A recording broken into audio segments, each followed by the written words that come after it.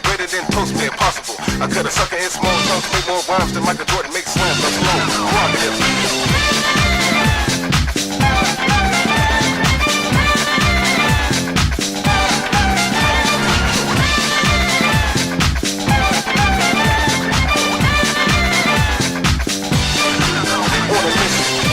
On a different level, mix the lyrics like the bass with the treble. Take a deep breath, getting funky as my lungs release a solid rhyme. Switches on the release, slack it. Never stop, so I continue on. With the first word is white, word is born. I made your imperfection out of indulgent fantasy. Take a mile and head start. Like me. So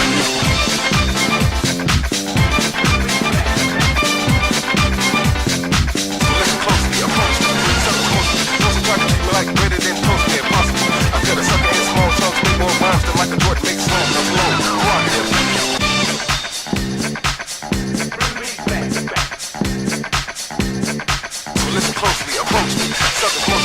Try to treat me like greater than toast me impossible. I cut a sucker in small chunks, make more rhymes than Michael Jordan makes slams. Let's go. Rock it.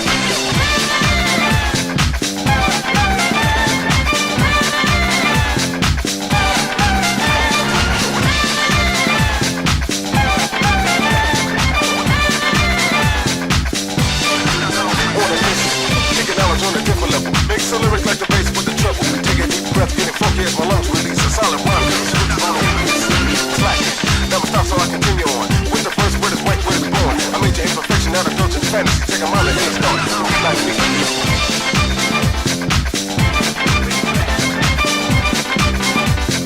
So listen closely, approach me. Sucker closely. Don't try to treat me like greater than toast me impossible. I cut a sucker in small chunks, make more rhymes than Michael Jordan makes slams. Let's go. Rock it.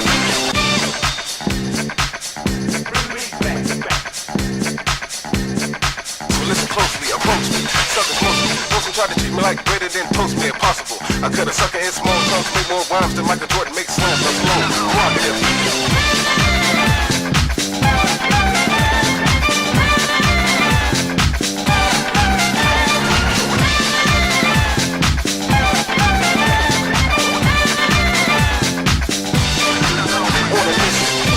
On a different level, mix the lyrics like the bass with the treble. Take a deep breath, getting funky as my lungs release a solid rhyme. Switches on the release, slack it. Never stop, so I continue on. With the first word is white, word is born. I made your imperfection out of indulgent fantasy. Take a mile and head start. Like me.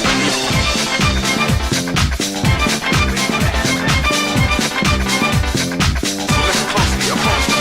Sucker closely. Don't try to treat me like greater than toast me impossible. I cut a sucker in small chunks, make more rhymes than Michael Jordan makes slams. Let's go. Rock it.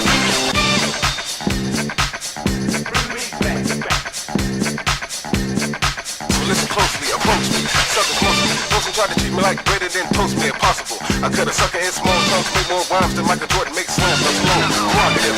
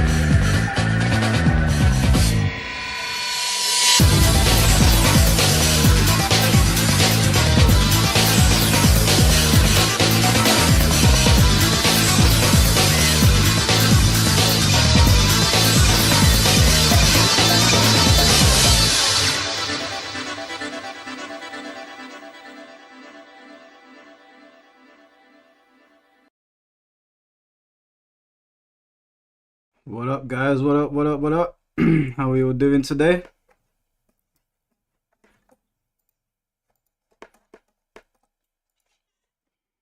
Going on Bims, Flames in here, Samu, Mediu. Oh, it's that bozo Jamie. Cool tape. How's everyone doing? Everyone good? Sorry for the delay. I got held up at the gym. Someone was on the bench press. I had to wait.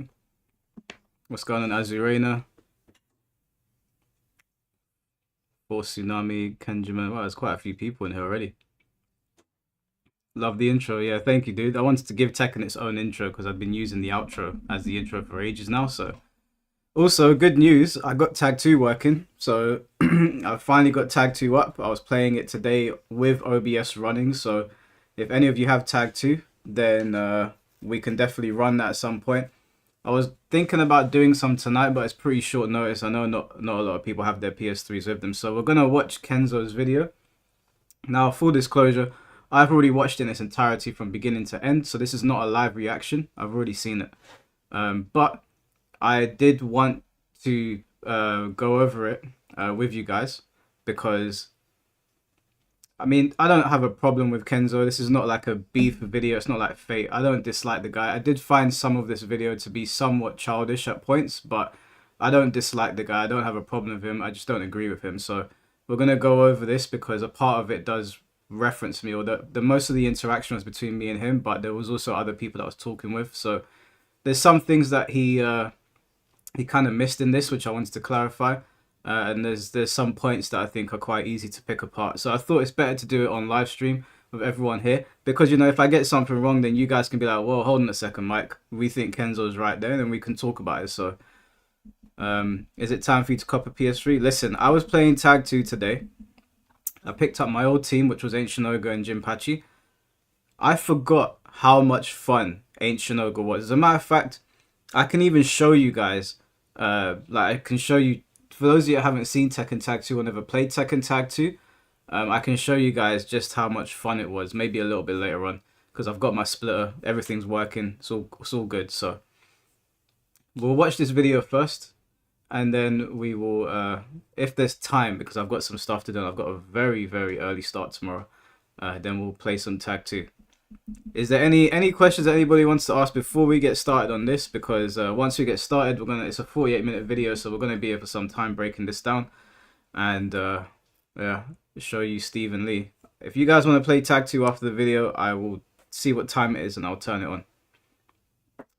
All right, let's just jump into it, I guess.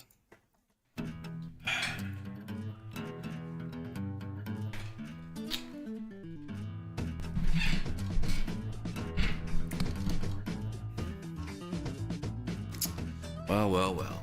Here we are, huh? Recently, I made a Twitter post surrounding my personal...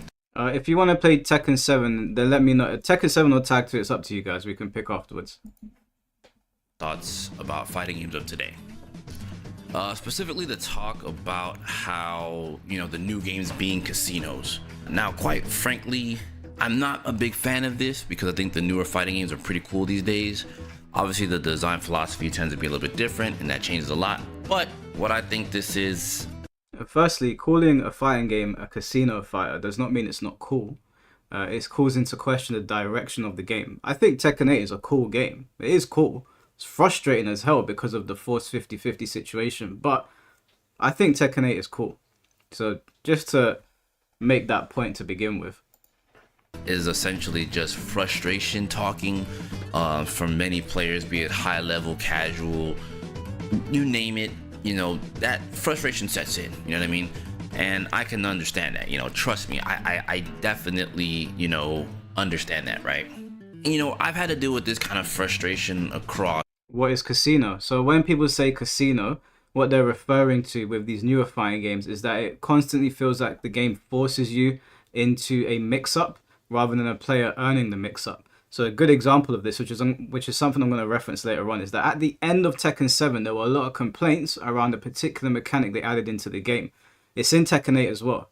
When you're standing at the wall and somebody does a charged attack at you, or like Jin has like the drop kick or whatever, your character will bounce off the wall, fall to their knees, and you have to take the incoming mix-up. You cannot do anything. You have to guess if they're going to go high or low. That is all you can do. King J did a breakdown of this on his channel, funnily enough. That's one of the mechanics where they added it in at the tail end of Tekken 7 that people really didn't like, and it's something that has been kept in this. That is a massive gamble situation. It's not like a 50-50 situation that you would normally encounter in Tekken. We'd never seen anything like that before. I don't know if it's in other fighting games. My arguments are not really around other fighting games. My arguments are towards Tekken. And up until that point, we had not seen anything like that before. And when we did see some broken shit at the walls, everybody said this is some broken shit. You guys remember in Tekken 4 when you could punch somebody and they'd flip off the wall and spin around? How many problems did that cause for people that played Tekken 4 that remember? So there were problems with Tekken 4. It's known as a broken... Tekken 4 is probably the most broken out of all the Tekken games, which is a good one to look at because there was a lot of gambles in that game and there was character-specific problems. Several games in my competitive journey, including Guilty Gear, King of Fighters, which are the two games I really love the most in terms of fighting games. So, I'm definitely more than well aware of this, right? Here's something I want to share with you guys watching this, because I'm sure that, one, a lot of you are new to the fighting game sphere, and two, I want to set the stage before getting to the nitty-gritty. I've been playing fighting games for a very long time now, and the one thing that remains consistent is that each game's generations of previous players get little miffed or have a lot of concerns, or just simply put, they're just not always happy with the newest version of their games, right? It's a cycle that's been around since literally forever. Street Fighter 2 heads didn't like Alpha heads didn't like Street Fighter 3, Street Fighter 3 heads didn't like Street Fighter 4, and I mean, you pretty much get the picture, right? That's all true. What he's saying is true. I've been in the fighting game community long enough to know that when newer versions come out and they deviate heavily from previous versions, people tend to be turned off. The only issue that I have with this, with regards to Tekken, is that Tekken has been a game, and I think Dash Fight said this as well, where it refines its mechanics. It didn't really ever innovate. Tekken refined constantly. That's what it was known for. Whereas Street Fighter, there was always a big departure every game. Mortal Kombat, there's always a massive departure. So you're going to have the MKX guys that look at MK11 and go, what the hell is this? You're going to have the MK9 guys that look at MKX and go, what the hell is this? So with those games, I'm a bit more like... I understand this talking point. With Tekken, people always sort of just moved on. There were a couple people that stayed behind and they were like, we're going to stay over here on Tekken 3. Or we're going to stay on Tekken Tag 2. But more often than not, with Tekken, people just moved on because, Tekken, it's a legacy fighting game. They refine their mechanics rather than innovating. So I wouldn't put Tekken in this pool personally. Out of all of them, this Tekken is the one that I would exclude from there. But for Street Fighter and for Mortal Kombat and some other fighting games, I completely agree. I mean, it makes sense. But before I get into this, feel free to use the timestamps that I provided here for you guys to skip around, because this part I'm going to get into is going to be a little bit long and it's a little personal, okay? Otherwise, let's get right to it. So, with this backdrop, you can see this is very commonplace even in today's environments with fighting games. All the previous players of all the previous games have some varying levels of concern for the newer titles. Now, is this bad? Absolutely not. In fact, it's actually okay, because cause for concern will always be a thing, right? As it's good to raise awareness to the developers on things that can hinder the end user experience, or essentially just how we play the game, right? No matter what level of play. Now, let me give you a quick little backstory about what happened back in the day with fighting games. Back then, we didn't really have the luxury of giving any kind of feedback to the developers, basically anywhere outside of Japan. So if you lived in the States or anywhere else, you don't really have a way to give feedback, right? What they did back in the day was Japan used to hold these things called loc tests or location tests, where players would basically test the games, give their feedback to developers and so forth, right? The devs would obviously take the feedback and kind of filter the feedback into what... I don't know, this part is not too relevant to my criticisms of this video, but what I don't want to happen is skip things, because when you skip things, people use the excuse, or you didn't listen to this, you didn't listen to that. Now, bear in mind, I have actually listened to this whole video already, so I already know what I'm going to say. But for the sake of the live stream, so you guys can understand as well, I'm not going to skip around, so you guys can hear everything that he says, and then we can come to our own conclusion. Aligned with the game's design philosophy for whatever it was on release, and essentially that was the game. Knowing all this, right, where my trepidation with all this comes from, as I mentioned, is how the games are handled by the previous players. What I mentioned still happens about complaining, but there's an extra piece of the puzzle now, right? Thank you, Jimmy. This piece of the puzzle has become essentially the new norm, and it has remained consistent in recent times. That thing I'm talking about is when a strong player loses, they get Twitter fingers and complain about their issues, and in some extreme cases just outright bash the game. To be honest with you, complaining is normal, and frankly, it's actually okay, right? We are emotional creatures as human beings, and we tend to show emotion in more ways than one, especially... You know, this is true, but it's also true that players are winning on these games. They're actually winning these games, and they're still complaining. Recently, somebody won a Street Fighter tournament, and Logan walked up to the individual. I believe he was a Korean player, maybe. I wasn't paying too much attention. And he basically bashed the game. He said, this game's Unga Bunga. You just go crazy. He said that after winning. So, yeah, sometimes, a lot of the time, people go on Twitter after they've lost, and they'll say things about the game that maybe they don't think is true because the salt is talking. But in more recent times, I have observed people winning and saying, yeah, I basically mashed my face against the pads. The thing is, the world champions are saying this about the games. The guys at the very top, which is something I want you guys to pay attention to, because he contradicts himself in this video at one point. We're going to get there at some point. I can't remember where it is in the video. But while the video is playing, I'll actually pull the clip so I can show you guys. The guy won the tournament. Logan walks up to him and says, so, you know, it seemed like you were doing this, that, and the other. Can you tell us a bit behind your thought process? The guy goes, yeah, I just went crazy. I just went mad. This is how the games are designed now. So you just do it. Tom with the $20 donation. Thank you, bro. Fighting games are casinos. Because if it wants to tighten the gap by any means, even if bastardized, what it stood for, the players that suffer the most are the intermediate players. They get hit against both casuals and pro. Yeah, we're going to get to that, because he made a fatal mistake in this video of taking something that I said and not doing the proper research. And the reason that I purposefully left it out of my original video is that I knew people were going to react and not really go to look for the right video and what I was talking to, where I said that they intentionally made this game, they intentionally made Tekken 8 easier to close the gap between high-level players and low-level players. They didn't make the barrier of entry easier. Well, they did, sorry. That's not all they did, though. They intentionally designed it to make it so that high-level players will lose to lower-level players. And we're going to get there. Again, I'm going to show you what he did in the video, and I'm going to show you what I was actually talking about. And this is from the horse's mouth. When we just, something happens to us, we don't really feel good about it. Obviously, we're going to express how we feel, and sometimes what we say might not be exactly what we mean, or maybe what we're trying to convey isn't being conveyed properly, right? We'll just say something out of anger, even though that's not what we actually meant. Essentially what I'm getting at, right?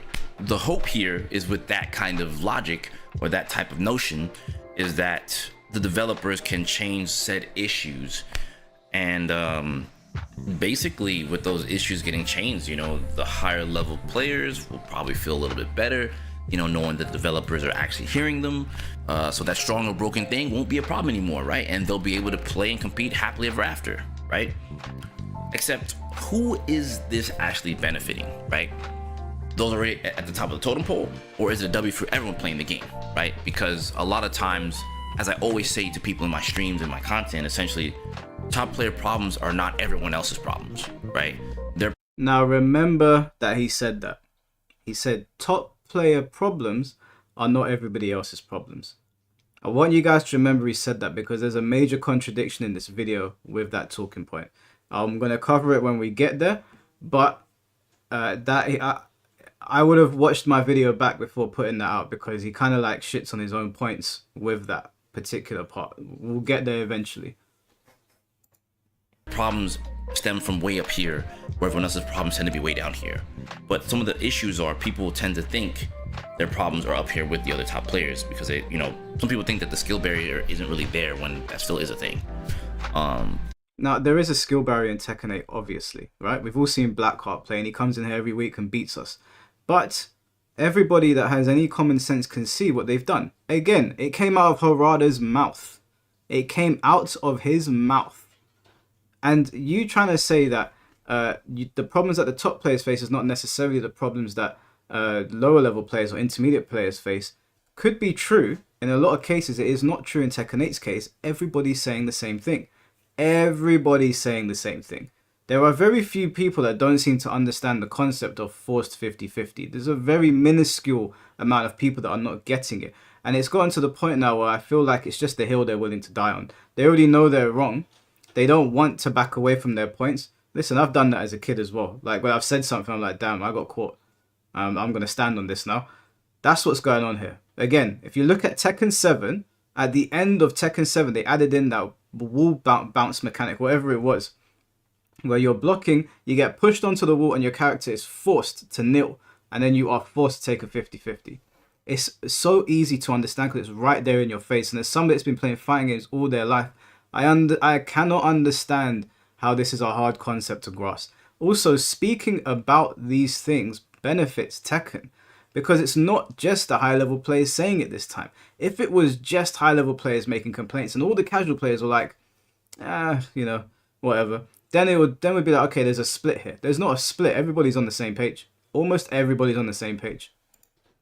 But on top of this, right, those problematic characters or situations, what about the people who play those characters? Are they not supposed to enjoy their characters too? So it's kind of, you see what I'm saying? It gets really tricky, right? And I've said this in other videos as well. I've said it countless times on streams and content, that developers in a lot of cases have a difficult time deciding what to fix and update in their games because a lot of people tend to parrot whatever the high-level players are saying. Here's where we cut to the Arxis clip. そんないろんなフィードバックがある中で、アークシスマックスの中で、どうやってその意見を取りまとめて、どんなアップデートをやっていくのかっていうのは日々、開発の中でも毎日のように議論されているというような感じでございます。しかし、最近は、インターネット、ストリーム、SNS これらの発展によって実際にプレイするそうですね、そんなにこのゲームをやっていないプレイヤーであったりまだそんなに高いスキルセットではないプレイヤーたちも、プロゲーマーであったり名前の売れてるストリーマーの、リアクションを見て同じような感想を持つという傾向が今の時代は見られていると思います。ですので昔と違ってその実際触ってもらった上での感想をもとに調整をするというよりは、そういったカテゴリーのプレイヤーがどういったところからのイメージをこう受け止めているのか。I think that's a good thing. I think that it's good that they're aware that people are like, sometimes people do, well, a lot of the time people will go online, they'll see what their favorite player is saying and they'll just echo that. That does happen 100%. And I think it's good that these guys are taking that into consideration, because sometimes people don't even play the game and they're just saying things. I've got friends where they'll see a character and they'll see me playing with them and beating people up with them. They'll be like, that character's broken. And you're like, you don't even play the game. So it's good that they're doing that. っていうそういうそのゲームからちょっと外に飛び出している、見方っていったものも一緒に分析して考慮しなきゃいけない時代になっていると思います。これは非常に難しい。昔に比べてとても難しくなっているなと感じています。For the record, I want to actually share, a experience of my own to show you guys that I'm not perfect and I've had very similar sentiments to other players, right? I've had lots of similar sentiments. So essentially, I've had my frustrations with Elfelt during the Guilty Gear Xrd era, and while I had my frustrations with Chip versus Elfelt, I found more and more answers in order to come out on top in the matchup despite my frustrations, right? I will tell you for 100% sure, if you knew about me back then, I was for sure in the forefront saying that the character needed some adjustments because, whew. I also want to make it clear that throughout this, we've been watching this for 8 minutes. He keeps on talking about characters. And I made it very, very clear on Twitter when we had the discussion that it was about system issues, not about character issues. And this is where the video falls flat. Because there's always going to be characters in fighting games that have ridiculous tools and put you in bad situations. But what we're talking about with Tekken 8 is a system issue. It's not a character issue. Yes, Dragunov is a problem. Yes, Yoshimitsu is a problem. But what we're discussing are system problems. And I tried to stress this 100 times on Twitter, but what I think happens is that rather than people reading your entire tweet or watching your entire video, because in my video, I make this point over and over again, that it's the systems and not the characters, they keep going back to characters. So it makes it a bit difficult to have the conversation if they're not going to follow what you're saying. They're two completely separate things. That chick was unbearable. Like, Elfelt was just something else, right? In finding answers for Chip, I took it upon myself to find answers with other characters and to share that with other players that share my same issues while fighting Elfelt. Just to kind of hold true to what I'm saying, I'm gonna give you guys a couple snippets of a video that I created where I explained basically how to escape her shotgun pressure. This was a very big, prominent part of her game plan at this point in time of the game's life. So I'll give you guys a little bit of snippet of that.